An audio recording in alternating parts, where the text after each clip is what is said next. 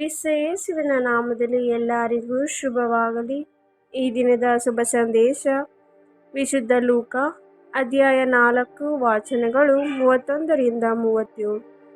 ಆ ಕಾಲದಲ್ಲಿ ಯೇಸು ಗಲಿಲಿಯ ಪ್ರಾಂತ್ಯದ ಕಫೆರ್ನೌಮ್ ಎಂಬ ಊರಿಗೆ ಬಂದು ಸಬ್ಬತ್ತಿನ ಅಲ್ಲಿನ ಜನರಿಗೆ ಬೋಧಿಸುತ್ತಿದ್ದರು. ಅವರು ಅಧಿಕಾರವಾಣಿಯಿಂದ ಉಪದೇಶಿಸುತ್ತಿದ್ದನ್ನು ಕೇಳಿ ಜನರೆಲ್ಲರೂ ಬೆರಗಾದರು. ದುಷ್ಟದೆವ್ವ ಹಿಡಿದಿದ್ದ ಒಬ್ಬನು ಆ ಪ್ರಾರ್ಥನಾ ಮಂದಿರದಲ್ಲಿ ಇದ್ದನು. ಅವನು, ನಜರೇತಿನ ಯೇಸುವೇ, ನಿಮಗೇಕೆ ನಮ್ಮ ಗೊಡುವೆ? ನೀವು ನಮ್ಮ ವಿನಾಶಕ್ಕಾಗಿ ಬಂದವರೇನು? ನೀವು ಯಾರೆಂದು ನನಗೆ ಗೊತ್ತು. ದೇವರಿಂದ ಬಂದ ಪರಮ ಪೂಜ್ಯರು ನೀವು ಎಂದು ಗಟ್ಟಿಯಾಗಿ ಕಿರಿಚಿಕೊಂಡಿದ್ದನು.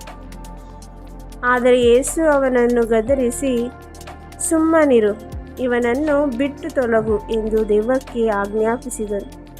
ಆ ದೆವ್ವ ಎಲ್ಲರ ಎದುರಿಗೆ ಅವನನ್ನು ಕೆಡವಿ ಯಾವ ಕೆಡುಕನ್ನೂ ಮಾಡದೆ ಅವನನ್ನು ಬಿಟ್ಟು ಹೋಯಿತು.